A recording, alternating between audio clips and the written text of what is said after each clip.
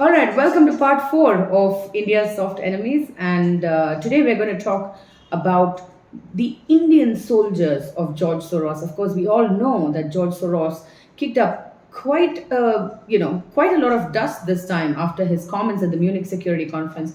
He was talking about how he expects a democratic revival in India following the Adani fiasco. Now, there was a lot of criticism. There is still a lot of debate, but who are these people in India who are facilitating George Soros and who are telling him what to speak about? Well, that's what the lead team and I did. We sat down, we went through a whole host of documents, from the UK, NGOs, non-profits in the UK, in the US, in India.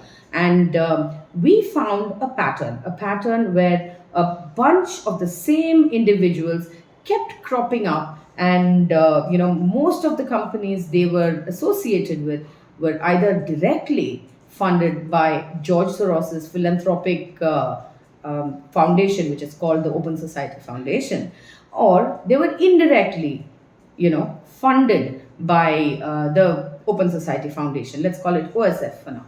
All right, so how did we find this out? Well, it was a very sort of complicated process, a time consuming process, in fact, because not all the records are available online, but we managed to pull out most of it. What we have not been able to find, we are not reporting. So the what we have found is basically that not only is Open Society directly funding a number of NGOs, mega NGOs, but also through other conduits. So there will be NGO A, NGO B, NGO C, and at the end of it, when you go to each of these funders, the donors for these non-profits, at the end of it, you will find that there is an Open Society Foundation at the end of it. So the fount for all of this begins with one person. His name is Salil Shetty. Now, who is Salil Shetty? Salil Shetty, if you remember, he walked with Rahul Gandhi during the Bharat Jodo Yatra. He received a lot of flack for that. Now, Salil Shetty is the VP for Global Operations, Vice President for Global Operations with the Open Society Foundation. So that's basically him. He's quite a person. He's been sponsored. I mean, he's worked in institutes and NGOs which have been fully sponsored by the UK government in the early years of his life, and he has also managed to have deep connections with both the UK government as well as the US government, which is evident from the places that he has worked in. Now, he is also the mentor and the architect, if you want to call it that, of India's organized non-profit sector.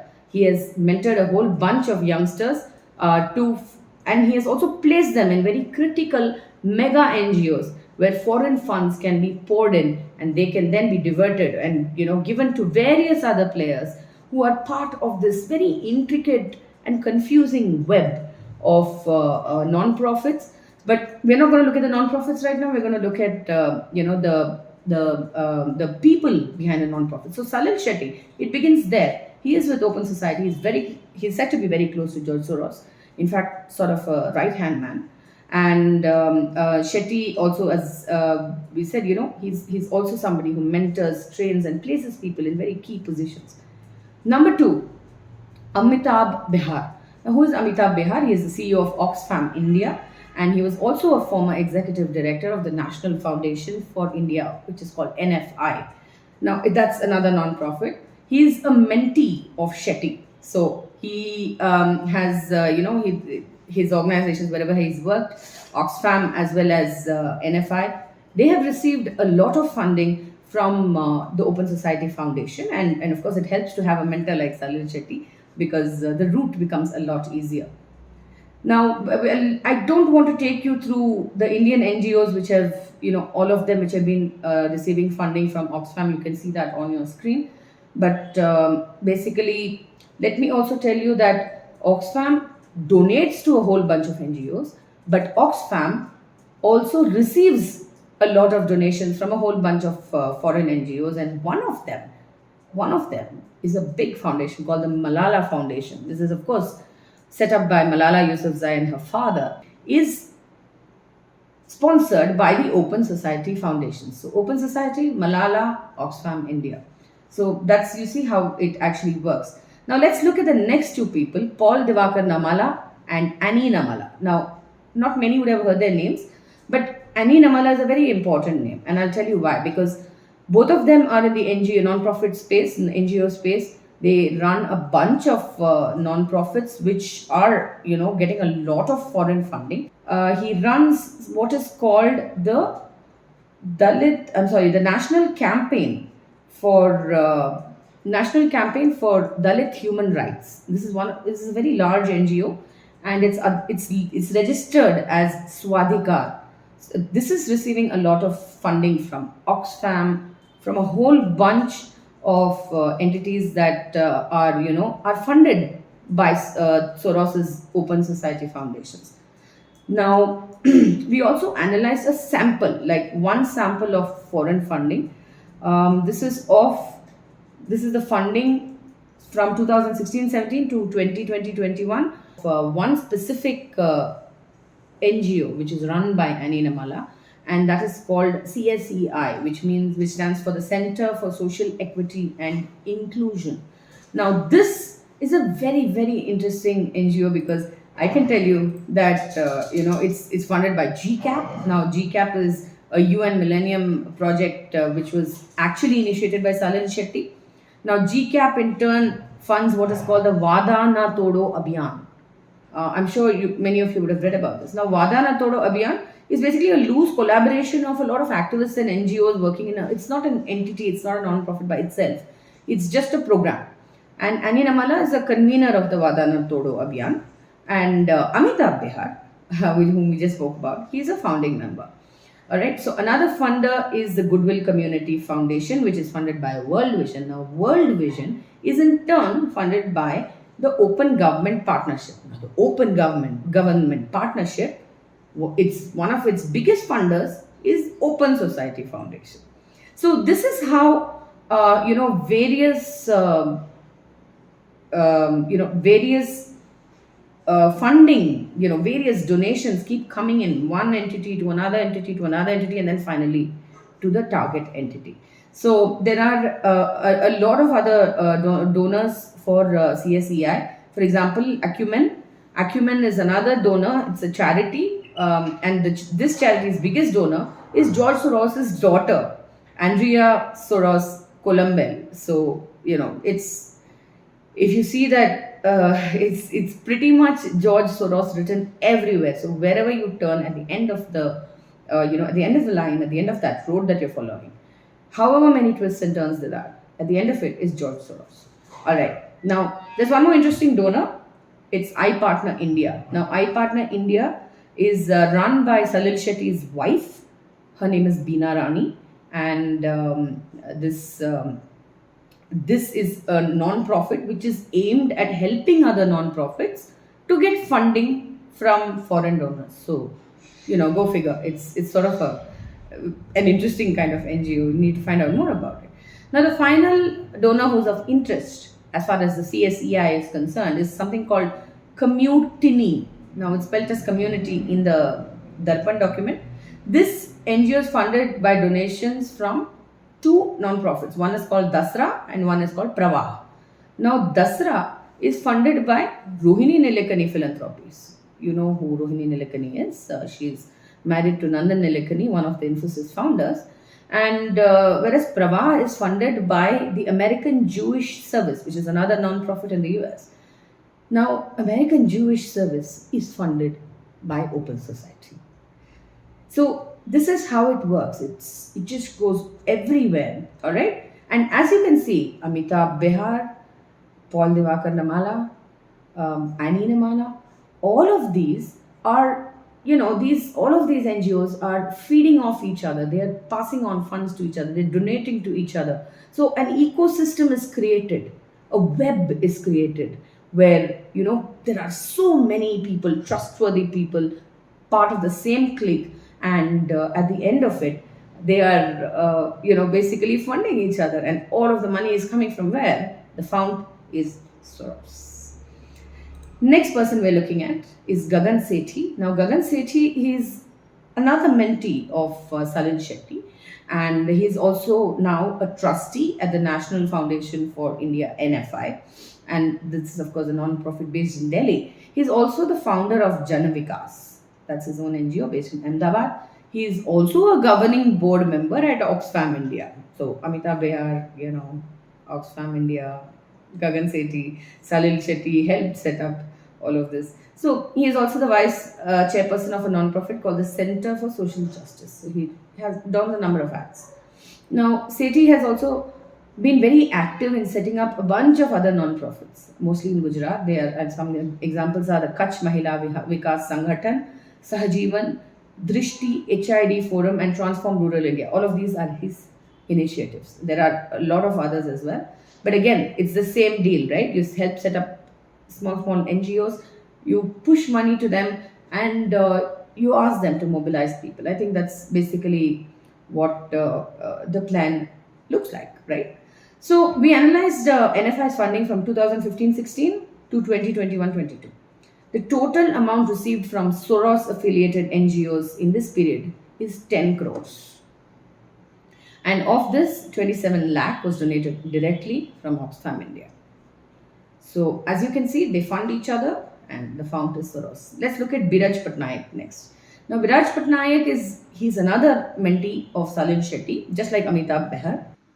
Well, Patnaik was the South Asia director for Amnesty International, and he is now the executive director of National Foundation for India.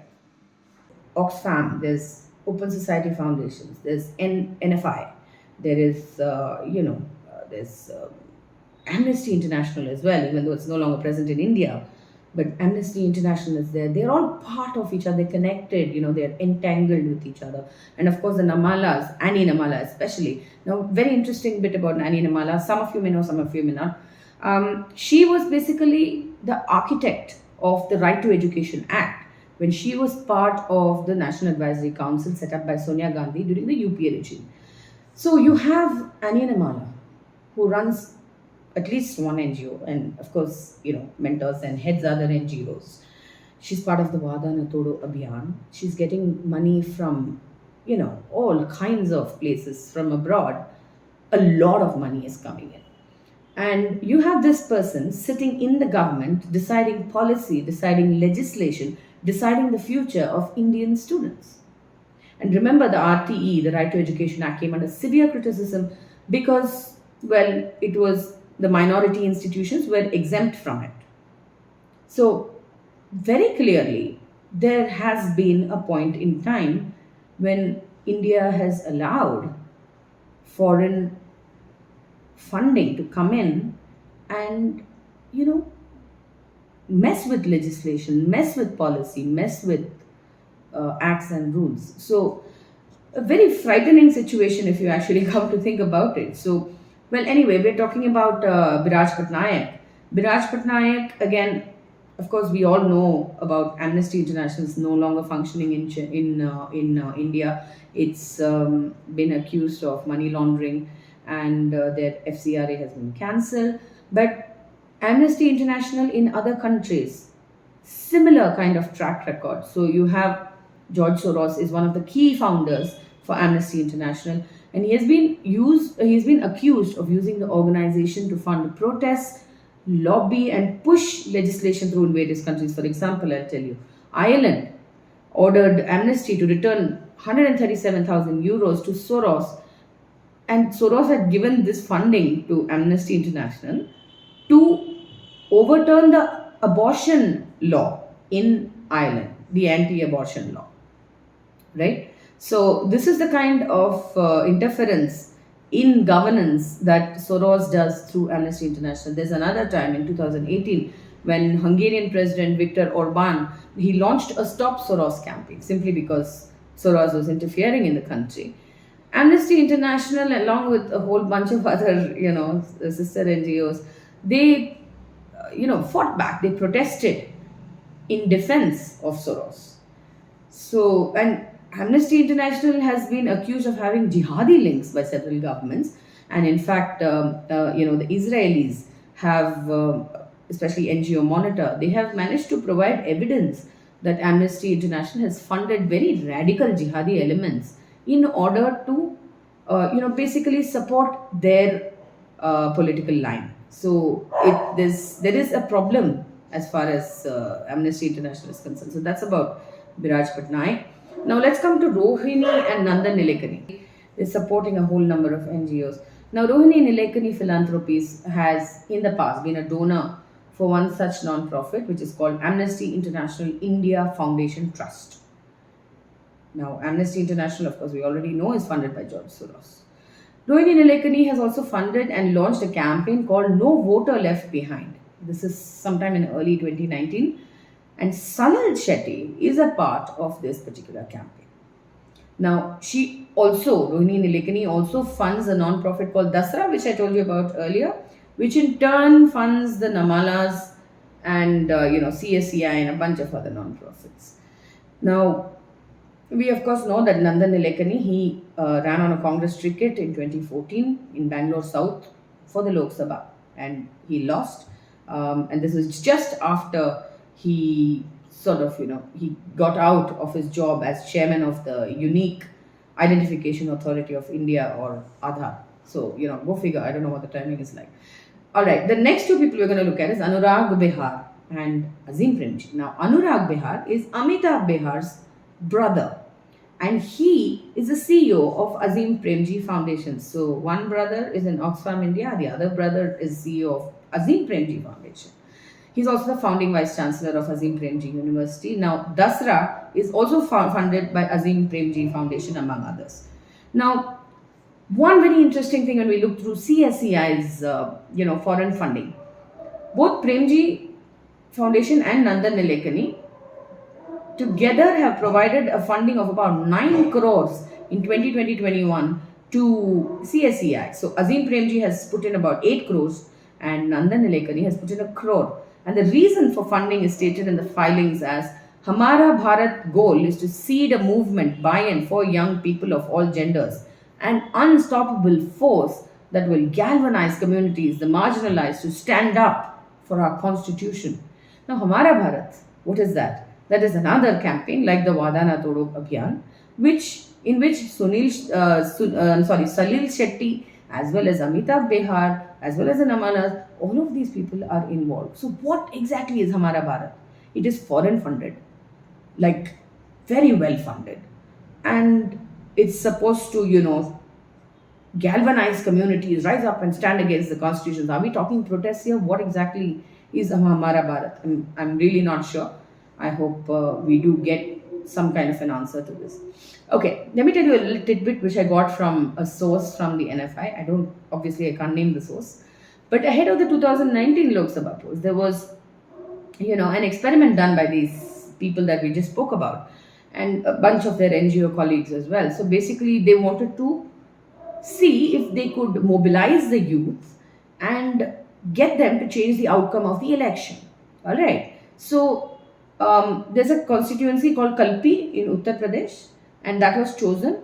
And Yuva Shakti is a movement which is started by CSCI, and all of these youth were mobilized over there, and they tried to sort of influence the election. Of course, remember, all of these NGOs, all of these activists we're talking about, all of them are doing this on foreign funding, right? So they're using foreign funding to try and influence an election in Kalpi in Uttar Pradesh. This was a pilot project. Now, what happened? Nothing happened because they were not able to sort of, break through the political, the intricacies. But the point of this story, this pilot project, is that it gives you an insight into what these, soldiers of Soros are actually thinking about, what they want to do. So it's high time they were asked some questions, and it's high time their funding is scrutinized, and it's high time, we figured out where the money is going, why is there such a complicated web, why does George Soros want to keep pumping money into India, what does he want? These are questions that a lot of people, especially these soldiers of Soros, they need to answer. Thank you very much for watching.